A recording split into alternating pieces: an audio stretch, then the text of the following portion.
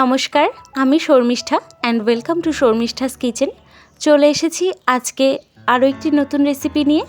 আজকে আমি আপনাদেরকে লাল শাক বানিয়ে দেখাবো। সম্পূর্ণ ঘরোয়া উপকরণ দিয়ে অসাধারণ স্বাদের একটি লাল শাকের রেসিপি আমি আপনাদের বানিয়ে দেখাবো। চলুন তাহলে বানানো শুরু করা যাক। লাল শাক বানানোর জন্য প্রথমেই লাল শাক নিয়ে নিয়েছি 2 আটি এবং লাল শাকের শেকড়গুলোকে ঠিক এভাবে ছাড়িয়ে নিয়েছি। এরপর এটাকে ভালোভাবে ধুয়ে নিয়ে কুচিয়ে নিতে হবে। দেখুন, লাল শাকগুলোকে ঠিক এভাবে কুচিয়ে নিতে হবে।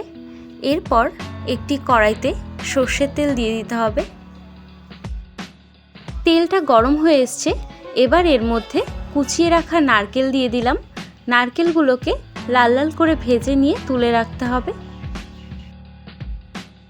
এরপর ওই তেলের মধ্যেই কিছুটা পরিমাণ কাঁচা বাদাম দিয়ে দিলাম। কাঁচা বাদামগুলোকেও ঠিক লাল লাল করে ভেজে নিয়ে তুলে নিতে হবে।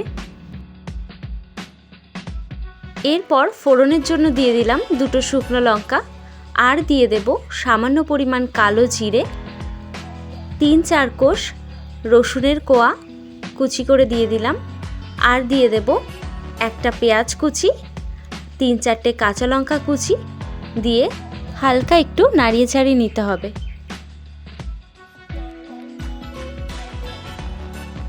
এরপর এর মধ্যে দিয়ে দেব কিউব করে কেটে রাখা গোটা একটা আলু, দিয়ে আলুগুলোকে ভালোভাবে ভেজে নিতে হবে।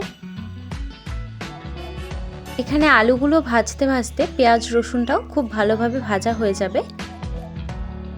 এরপর এর মধ্যে দিয়ে দেব স্বাদ মতন লবণ এবং 1/2 চামচ হলুদ গুঁড়ো দিয়ে ভালোভাবে আলুগুলোকে ভেজে নিতে হবে।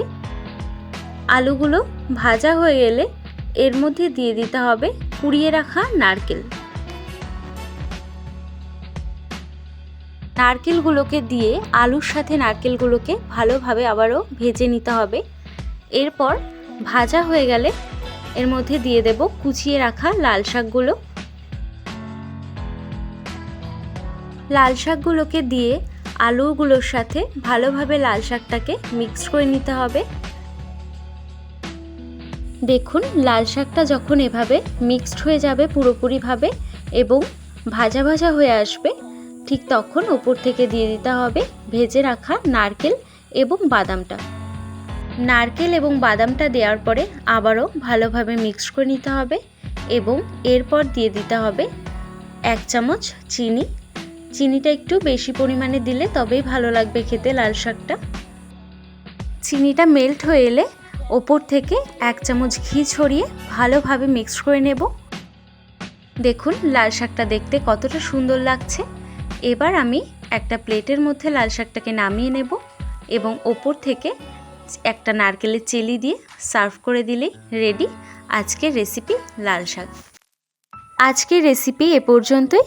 আমার বানানো রেসিপি যদি আপনাদের ভালো লেগে থাকে তাহলে অবশ্যই লাইক, কমেন্ট এবং শেয়ার করবেন, এবং আপনি যদি আমার চ্যানেলে নতুন হয়ে থাকেন তাহলে অবশ্যই চ্যানেলটিকে সাবস্ক্রাইব করে আমার পাশে থাকবেন। দেখা হবে আরও অনেক নতুন নতুন রেসিপি নিয়ে। ততক্ষণ পর্যন্ত আপনারা ভালো থাকবেন এবং সুস্থ থাকবেন। ধন্যবাদ।